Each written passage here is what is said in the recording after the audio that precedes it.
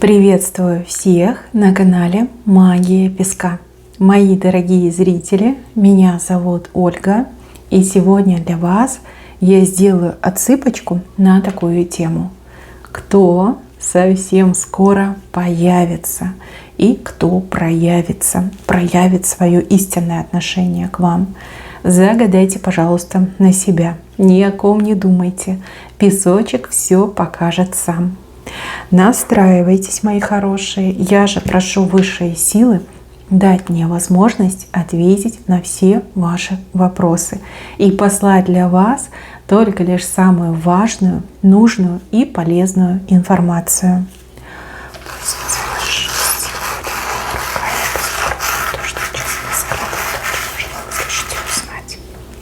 Ух ты!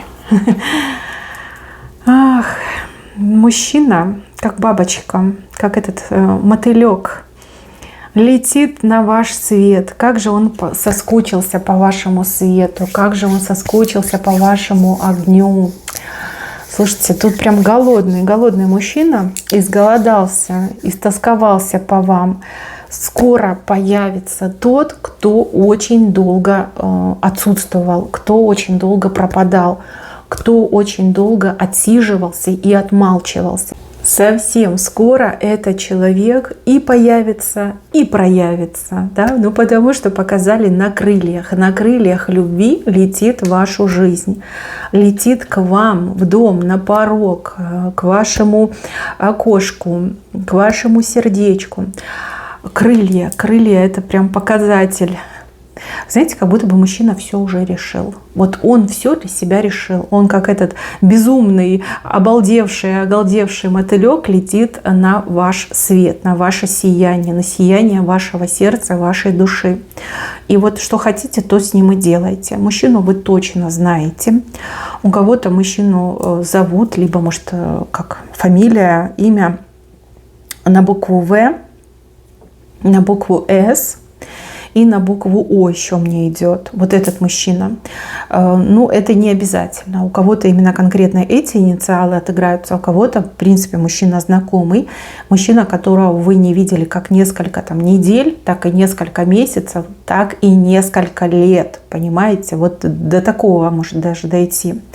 Мужчина, который долго находился в каких-то сомнениях, в переживаниях, в каких-то проблемах, там с головой нырял в эти проблемы, выныривал. Он долго искал себя, он долго пытался разобраться с собой. Вот кто я такой, чего я хочу, что мне нужно на самом деле, кого я хочу рядом с собой, кого я люблю, кого просто хочу, с кем хочу жить прям бок о бок, да, до конца своих дней. Так его по жизни прям колбасило, такие мытарства прошел. Ну, прям чемпион, наверное, просто чемпион по проблемам, чемпион по сомнениям и чемпион, который впустую, вот просто впустую, как в топку, выкинул много времени из своей жизни. Вот.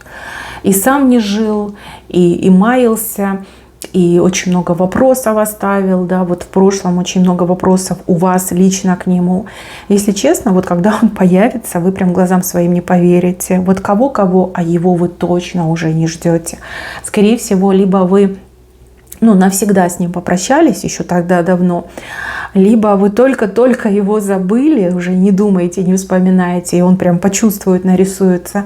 Либо, девочки, у вас просто были какие-то, допустим, романтические моменты, но ничего серьезного не было, да, и вы такая, не случилось, да, значит, не мой человек. А у кого-то, кстати, еще отыграется, что это загулявший муж, который в блуде погряз когда-то, да, вот он такой, типа, я там хочу другой жизни, я там ухожу, я там уезжаю, там все надоело, рутина, семья, не хочу этой ответственности. И вот он где-то там завеялся, загулял на несколько лет, ни слуху, ни духу не было, а теперь вот он появится, и проявится. Девочки, ворвется, словно бы какой-то ураган, как смерч даже ворвется в вашу жизнь. Вы даже ахнуть не успеете. И вот он начнет вам рассказывать, что вот я все понял, да я только тебя любил, я вот без тебя счастливым не стал. И да, там будет вам признаваться во всех своих интрижках, либо в попытках типа якобы построить семью. Ну вот не смог, с другой женщиной не смог, счастья не нашел, не обрел. Всегда думал о вас. И это правда, девочки, он всегда думал о вас, он всегда сравнивал других женщин с вами, потому что вы такую планку задрали, что мама не горюй, даже вот увидеть ее тяжело, потому что шея сломается, если так высоко ее задирать.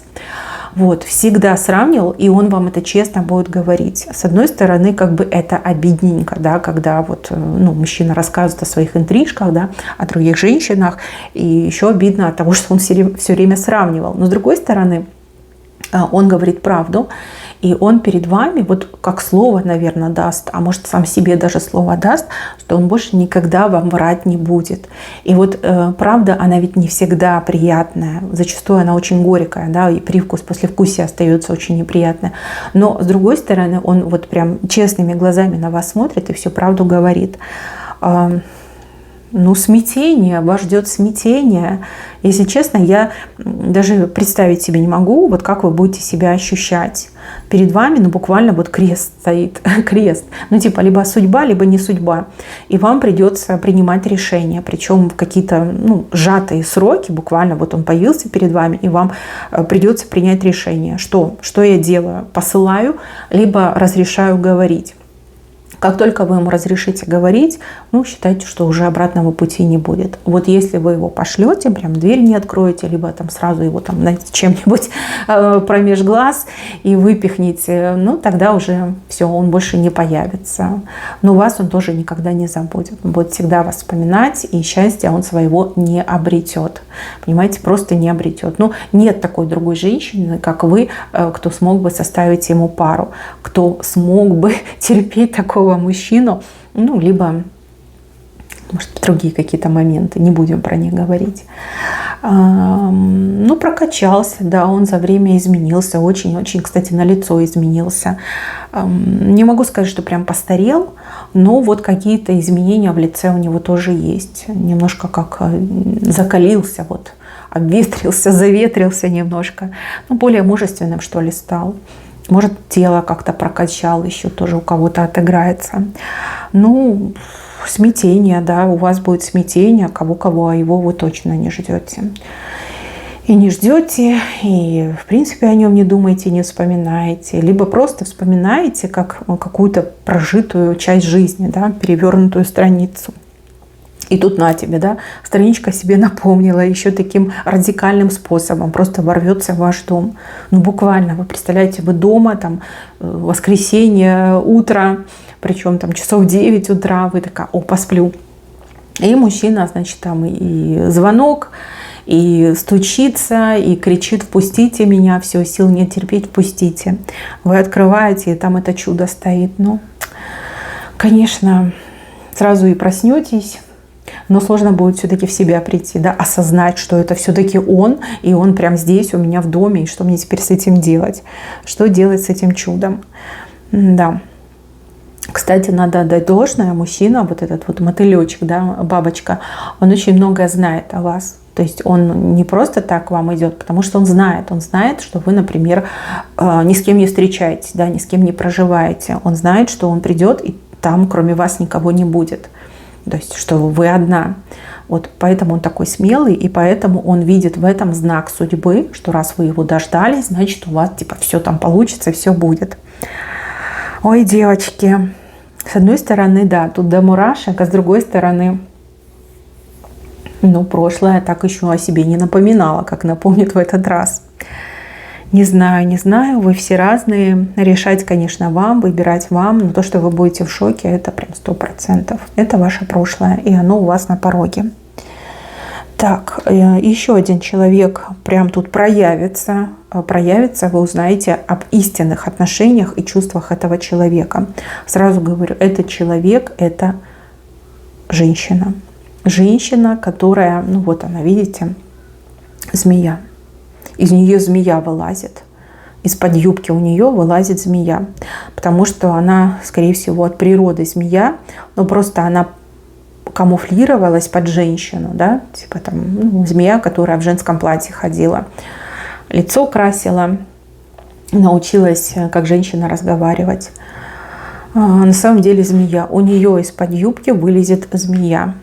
Вот то, что мужчина появится, это, конечно, ураган. А вот то, что змея вылезет из юбки женщины, это, конечно, шок. Тут шок в шоке у вас будет. Яд, зависть, агрессия и ненависть еще идет. Вот ненависть.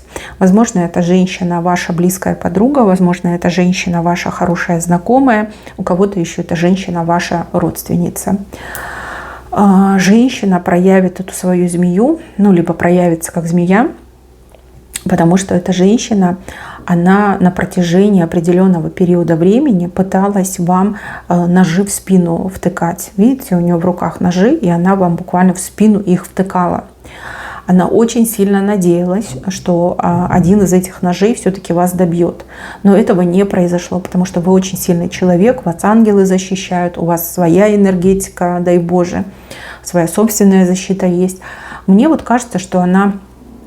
Эти ножи, это не оружие, да, это не нож в чистом виде, это, скорее всего, слова, острые слова. Ну, так обычно показывают всякие проклятия, показывают всякие заговоры, шепотки показывают, да. Вот, скорее всего, она на вас читала, она вам желала, она, ну, вот надеялась, да, надеялась, что это сработает. И когда это не работает, а вот змея и вылезет, да, она накинется на вас с тем, что да кто ты такая, да почему тебя ничего не берет, и я тут забыла, когда спала последний раз, все на тебя проклятие насылаю, а тебе хоть бы что, еще и мужик к тебе вернулся. Скорее всего, да, потому что мужчина внизу, женщина вверху. То, что появится этот мужчина с любовью, спровоцирует эту женщину на то, чтобы змея из нее вылезла, чтобы эта женщина открыла истинное отношение к вам. То есть, чтобы вы не заблуждались, что она вам подружка либо родственница, а узнали, что она настоящая змеюка, которую вы пригрели, ну, рядом с собой достаточно близко. И тогда, мои хорошие, именно в этот момент вам откроется, откуда ваши неприятности, откуда ваши болячки, откуда вот эти все негативные моменты, с которыми вы повсеместно встречались, ну, буквально каждый день. А это все были ее желания, ее хотелки и ее насылы в вашу сторону. Вот и все. Вот он ваш враг, и он действительно проявится. Проявится, потому что терпения не хватает. Проявится, потому что мозгов не хватает. Да? Другой бы нормальный человек уже бы понял, что ну, нельзя, на вас не ложится проклятие. Значит, вы под защитой находитесь, что не стоит продолжать, да? Что ну, нельзя этого делать. Если человек под защитой, то все же назад возвращается. Но тут и ребенку понятно, но ей непонятно, потому что она очень злобная и завистливая. И ее действительно вот добьет, что мужчина к вам проявился. И вот она уже все вам выскажет прям в лицо, как нападет на вас, да, как начнет вам говорить, что я тебе и то делала, и это делала, а тебе хоть бы что, да, тебе прям никакого урона, никакой убыли нет. Вот тут вы, конечно, и сядете. Сядете на попу и будете сидеть и думать, как так, как все могло дойти до такого состояния, ведь это нормальная женщина была, вы и дружили, и очень многое вместе прошли, очень многое вас связывало, и помогали друг другу. Я это вижу, у вас прошлое, богатое прошлое вместе, но как это все могло превратиться в такую зависть, такую ненависть и в такую злобу? И вам прям больно будет, честно, будет больно. Это, конечно, неприятный момент, но лучше его пережить, чем быть в неведении и не знать, кто вам друг, а кто вам враг, да, кто вам зло желает на самом деле. Ну, такое, знаете, конечно, не очень, не очень. Если здесь волнительно, переживательно и много вопросов, то здесь, понимаете, прям болька идет. Болька в сердце от того, что близкий друг, либо близкий родственник оказался вот гадюкой. Змеюкой-гадюкой, которая спит и видит, как бы вас на части порвать. Угу. Да, приблизительно так. Может, кстати, эта женщина причастна к тому, что мужчина в свое время не смог вытянуть ваши отношения. Либо, может быть, она причастна к тому, что он вот прям побоялся строить с вами отношения. Может быть, она вмешивалась, да, может, еще и это вскроется. И вот, представляете, она столько работы проделала, и все это мимо прошло. Вылезет, из нее змея вылезет. И тут, конечно, нужно будет вам собраться и, ну, эту женщину как-то нейтрализовать, да, какие-то, ну, решения достаточно сильные принять. И с этой женщиной, я так понимаю, ну, прощаться, потому что какие варианты? Дальше от нее терпеть. Либо надеяться, что она выздоровеет, да? Водить ее к психологу, либо куда? В монастырь ее сдать на перевоспитание. Но, скорее всего, не поможет. Все, у нее сердце загубленное, она уже в змею превратилась, понимаете? Это не женщина, это змея подколодная, которая маскируется под женщину. Там уже как бы все, диагноз поставлен, и ей уже ничего не поможет. Так и будет прозябать в роли змеи, всех кусать, на всех шипеть и всех ненавидеть. Это ее участь. В какой-то момент, возможно, да, она не вынесла каких-то переживаний, либо каких-то событий, и вместо того, чтобы там молиться, исцеляться, идти по белому пути, она выбрала этот темный путь. Путь ненависти, зависти и злобы. Ей уже не помочь. Вот мне идет именно так. Ну, с одной стороны, да, слава Богу, что все проявится, и вы все узнаете. А с другой стороны, ну, я вижу, что вы с ней все-таки распрощаетесь. И распрощаетесь достаточно, ну, резко, да. Потому что, ну, зачем? Зачем это все терпеть? Зачем ей давать еще возможность вам дальше эти ножи в спину вставлять? Конечно, не надо. Вот такая вот отсыпочка у нас получилась. Мои хорошие, спасибо всем за внимание. Берегите себя, не переживайте сильно, все будет хорошо. Всем спасибо, всем пока-пока.